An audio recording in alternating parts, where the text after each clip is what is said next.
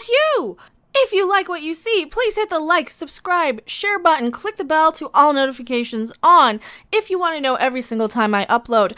I play video games, I do funny videos, I am an absolute crazy ranting crazy person. Please share to Twitter, Facebook, Blogger. I still don't know what the crap Blogger is. And enjoy the video. It is that time again. We are talking about Star Trek Lower Decks. Oh yeah.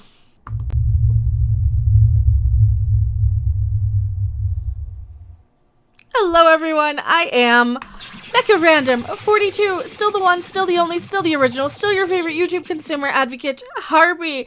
And as long as we are of the understanding that Lower Decks really isn't getting any better, it's still Trek and Morty, it is still a reference Trek, Star Trek, lower references. That's all it is. It's just reference, count down until the next reference. You kind of disengage with the show. So I'm going to do my best to recap and riff as best I can, and I got to start off right here, ripping at a new one on this. So Green Tilly here, Tendi, I guess is her name. She cloned a doggo, I guess. They're encouraging them to experiment with genetics in med bay and sick bay, whatever they're calling it in this one, because, 25% different. Oh, we'll get to that too in my new reference clip that I know you guys absolutely love. So don't forget to watch the whole video. I don't know where I'm going to drop it. Wherever the mood takes me, wherever we end up going and the zen of the episode.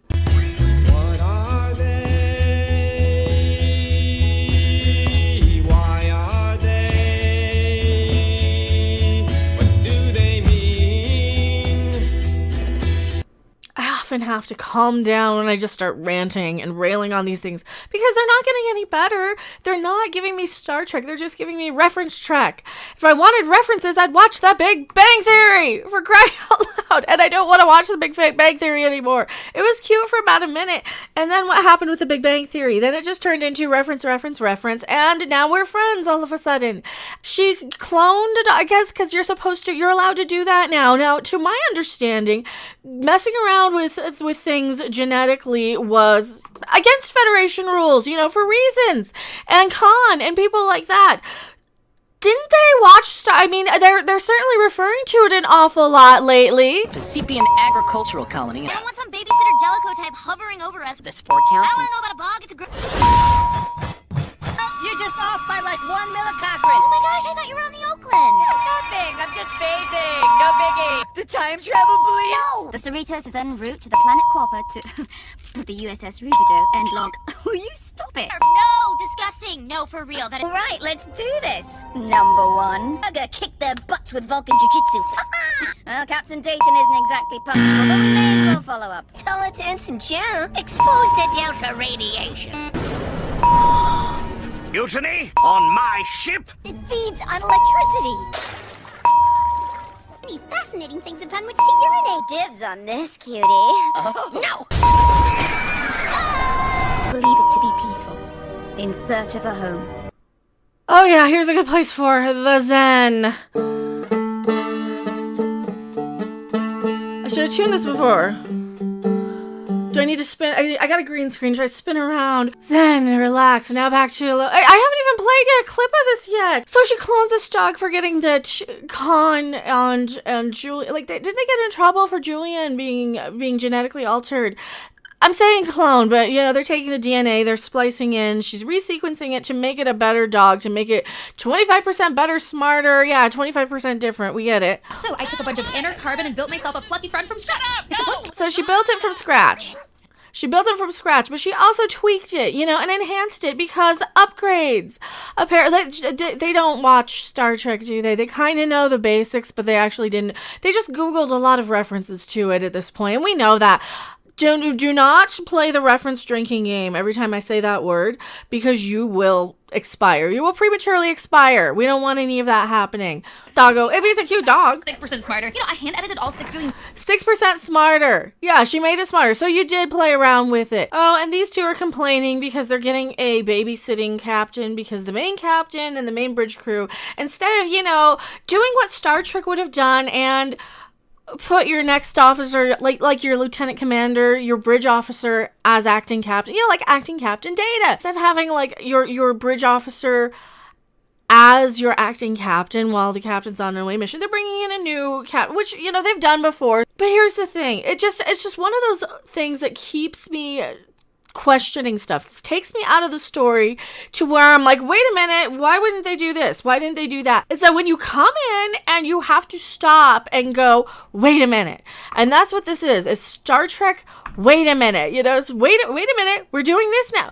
Wait, what? What did they do? Why are they doing?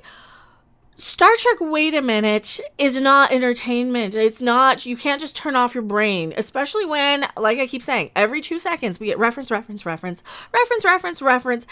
the cows come home. And how many more references do we need? Do we need any more references? Please like the video if you liked it. If you didn't like it, keep your comments to yourself. We'll reference all kinds of running gags on my channel. Like the brie bombing, for example, where she comes in and she sneaks up on you and tries to eat your soul with the face coming in at you and going at... I'm more interested in playing with my brie bombs than I am watching Lower Decks at this point. And that's what's really sad, is that I would much rather do anything than watch Lower Decks. Yes, I got distracted and made sure that my dulcimer was in tune, and I think it is. I need the drum. Right?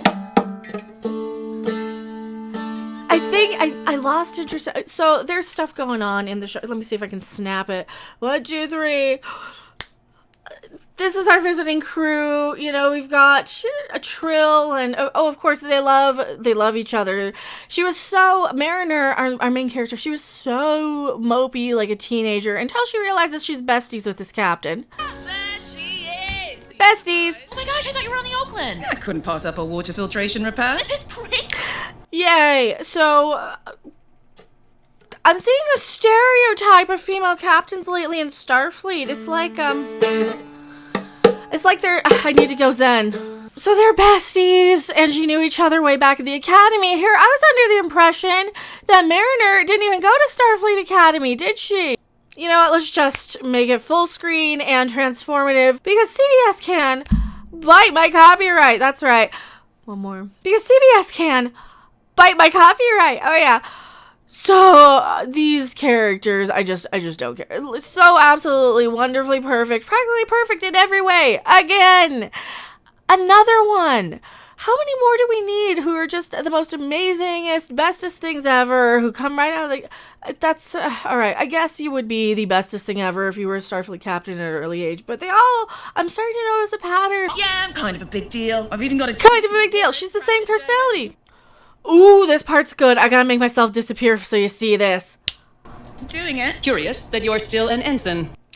I like that. Nice dig at the person who, yeah, you know what, you should be better than you are. We do establish that she's just screwing around just because she wants to, just because she doesn't like the responsibility. Oh yeah, Boimler is like in a transporter accident where they were transporting him back and forth, trying to shave a split second off, and he's stuck in the pattern buffer. You know what, this would be a cute parody. If this were a parody of Star Trek, like, I could actually appreciate that. That reminds me of something where, you know, if I were in the right frame of mind, and if I were smoking something or eating something that's got a little bit of medicine in it that's legal in my state here in Colorado, I would probably say, hey, what would happen if they're just continuously a millisecond off and you hear the noise where he's trying to transport in That's kind of cute. I can give them that. Dude, what is wrong with you? Nothing. I'm just phasing. No biggie. Disagree. Please, phasing. It is a biggie. Disagree. It's a biggie. He should have gone to sickbay. He should have tried to fix it, but it's very much parody Star Trek. If this were a parody of Star Trek, it wouldn't be so bad, I think, but I don't think they were going for parody. I think they really genuinely legit think that most Star Trek fans actually really want this. Your biggest handicap in this is attaching yourself to the Star Trek brand, right? That's the biggest thing here, is just attaching yourself to the fact that this is Star Trek. And I should have used this image instead. I apologize. We're looking at nothing behind me. He does actually go to sickbay. You can see Dr. What's-Her-Name there. So he should have done that first. And that's one of the problems with modern day Star Trek. We see that a lot with Tilly on Discovery, where they will not do what they were trained to do and screw around until they have to be told, go to sickbay. Because even in regular Star Trek, you'll have somebody like 7 of 9 say, I don't think I can handle raising these children. I would like to request to not have this duty of raising these kids.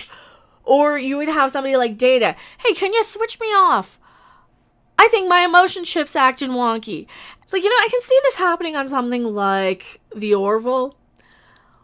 In Star Trek, though, it just feels like they should know better by now. It feels like after how many episodes, after how many years of Star Trek, that you would have somebody come in and say, hey, wouldn't they have gone to sickbay first themselves? Wouldn't they have had a procedure? Wouldn't they have, like, maybe acted like they were in Starfleet for a while instead of, just trying to get into the academy? Because that's what this really, really reminds me of. This reminds me of a lot of people just trying to get into the academy for the first time.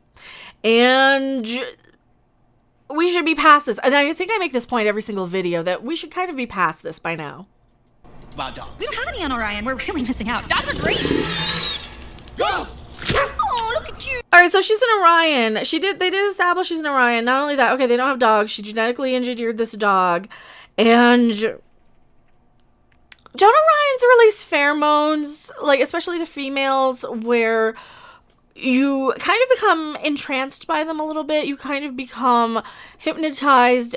Also, dogs don't do that, and that's kind of weird and gross. And that's just one of those unexpected things that you're supposed to cut away to just for, what was that moment? Are they harbingers of world change? These secrets in the field. Like that, and I think I need a drum. Because, yeah, we need the drum. Because I feel like I'm going to knock the dulcimer itself. It's a different model, yeah, I know. References and randomness, because, yay, and science and things. I like science. Nobody asked you, Spock. Ooh, Mariner. She looks like she's kind of screwing up a little bit for a change. Again. Water, King Phoebus. We osmos almost. Oh, he's so cute. Why are they so cute? Why do they always make that little alien so cute on this? Gratitude. I did a wipe away. Why do they always make them so cute? What? Mariner screwed up? Oh, who'd have thunk that the one person who's so overconfident was a great big screw up? I didn't think that at all. I mean, I kind of did, but this is one of the problems with her character, is that we're sitting there yelling at the screen, why didn't you do better? You're a Starfleet person. Why aren't you doing better? And they don't, and they're not, and they don't care. They're not doing better. They don't know what they're doing wrong in the first place, and I think that's the big problem here. Mariner, quit being a screw up. I mean, this is our problem with you, is that you're such a Mary Sue. You're so praised, but we're seeing you screw up all the time. And that is the problem with so many of these characters that are absolute Mary Sue characters, is that they also, at the same time for being amazing and wonderful and stunning and brave and practically perfect in every way, they go out of their way to show you how much of a screw-up they are. And I don't like rooting for these characters because that comes off as overly cocky and arrogant to me. And I do not like overly cocky, arrogant sort of personality types in entertainment because they're hard to root for. You want to root for an underdog. You want to root for somebody like Boimler who's getting the short end of the deal. You want to root for somebody to be better. You don't want to root for somebody who you're constantly told is so wonderful even though they're not. And that is my biggest issue with these sort of Mary Sue characters. Same thing with Will Wheaton's character, Wesley Crusher. Didn't like him either. Great, I left all our tricorders back on the Cerritos, which is the least useful place for them to be. First Officer Mariner. See, maybe you shouldn't promote people up because they're your friends, because they're in your clique, because they're in your club, they're in your group, because they think like maybe you should promote people a little bit more based on merit. And if they've shown that they are the character type and strength that can actually do that. But these characters are so immature. They're impossible to root for. And that is my biggest problem. They're just impossible, with the exception of maybe the cyborg guy. He's kind of doing his job. He kind of reminds me of Davis from Corner Gas. You know, just a very optimistic, happy-go-lucky sort of guy who's doing the best he can. And kind of a nerd, kind of a geek, kind of weird and odd type. But that's what it reminds me of. I mean, I'm expecting him to go around saying, all right, every 5 seconds. And you guys probably don't even know what Corner Gas is, but I highly recommend it. Even the animated stuff. And you guys say, oh, but Mecca, you hate animation stuff.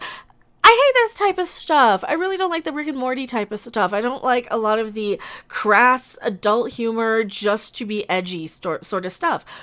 I like Corner Gas because I like the live action show, and the animated series just happens to continue it. So there's always exceptions as to whatever I kind of give as a issue I have with a specific thing, because that specific issue with that specific thing usually only is specific to that specific thing. Like in the case of, I don't want my Rick and Morty and Star Trek mixing together because I don't really care for Rick and Morty, and that's just preference. So, basically, Star Trek Freak Show. These are the freaky ones that they don't want you to know about all the mistakes, all the weirdos, all the little member berries and references. That's where they're gonna send Boimler to, apparently. Oh, hey, and there's the Captain Pike reference.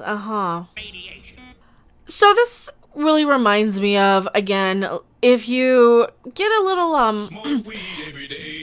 you kind of start saying, well, what would happen if, you know, you had a transporter accident that went wrong and they couldn't fix it and they had to send them off and live somewhere? That's kind of an interesting premise. You know, this would be an actual legit good Star Trek episode if it were in a Star Trek proper non-parody sort of show. And as much as people say, oh, this isn't officially a parody, it kind of feels like one. It really still feels like it's poking fun at Star Trek. It would be weird, interesting enough. But again, this is supposed to be Star Trek proper still, because it's in alleged canon Star Trek, canon timelines, even though nothing really makes sense.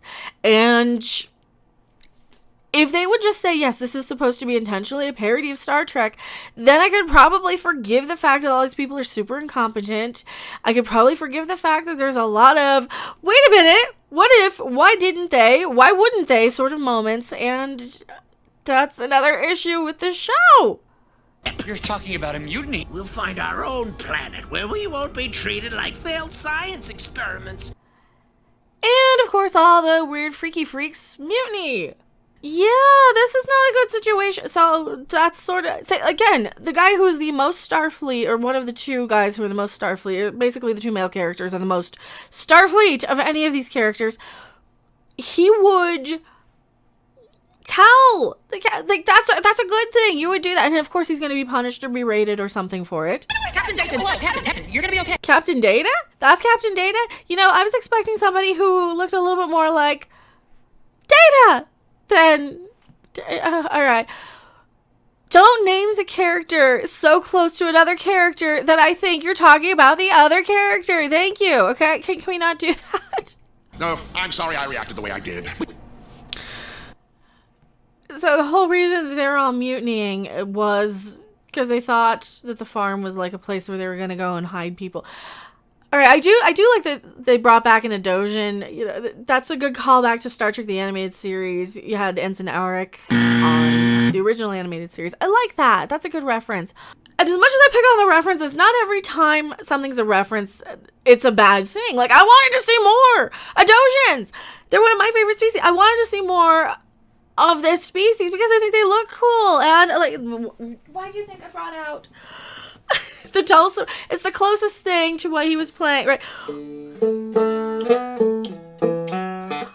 And I wanted to see more of this type of stuff expanding in Star Trek. It's just, if they could do this in a less parodying sort of way, in a less spit in its face sort of way. You know, if it comes from a place of actual genuine understanding and love, then it's less of an issue. And I think there's moments where they do have genuine love for Star Trek in these episodes. But then there's also a lot of moments where you get the Alex Kurtzman stink all over it, and it's all about making the strong female whamming character the whamminiest whamming character of them all, and talking down to the guys. Tendi, you have been an exemplary creator. But do That dog just talked. That dog couldn't talk this whole episode, and that dog just talked. All right, I think this episode might have broke me a little bit. Do we need to go back to the fields?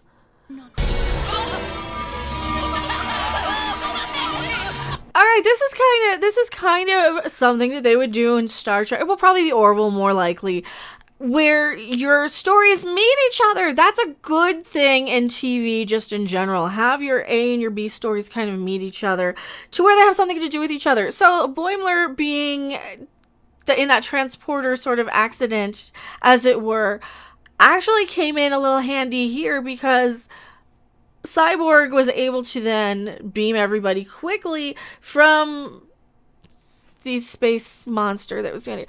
I stopped paying attention. Yeah, I know, it's the one from Farpoint. Now, if the show can tone down the shots at Star Trek, and remember that, yeah, they're still trying to save the day. They're still trying to be better than that. They're still trying to help each other. It's like they're taking the longest way about going and growing into these characters, when every other character on the ship, except for our main characters, are more interesting and competent and better. Like, I'd much rather follow the crew of the other captain and the Vulcan chick up here and whatever. I can't even remember what race this guy is. I would rather follow them around, and of course the Trill, than our main crew. That's the problem. I want to follow what they're doing. I want to see what's going on in every other ship. I want to go off with the Adosian. I want to go off on adventures on those ships and see what more competent, capable crews who are less at each other's throats are doing. And I get it that Lower Decks was initially supposed to be well, what happens on the rest of the ship? Well, this is the other people. These are the other people on the other ships. These are the people of the Lower Decks. These are the B teams. These are the other crews we don't always see. And guess what? In Star Trek, they were all good, competent officers, right? You didn't have people who were that big of screw-ups there. And it makes me upset that they really, really think that we would be that way. That we would be still that way in hundreds of years in the future when we've evolved past a lot of this stuff. Lower Decks, yeah, this one's not nearly as bad as some of the others have been. This one's probably on the high 4. Still not that great. I'm still not really enjoying it, but I can pick out a few things that you could have there. And I think that's what's so insulting about the show, is you have the spark of what could be Star Trek. You're just still missing the mark. You're just still, it's like when you tell somebody, hey, you got something on their face, and they're just still not getting it. They're still missing what they have on their face. That's the problem. Tell me what you guys think in the comment section below. I am MechaRandom42, and I will see you guys on the next video, live stream, or wherever. Bye. Thanks for watching. If you liked it, make sure to hit that like button. And if you want to see more, don't forget to subscribe. See you in the next video. Bye.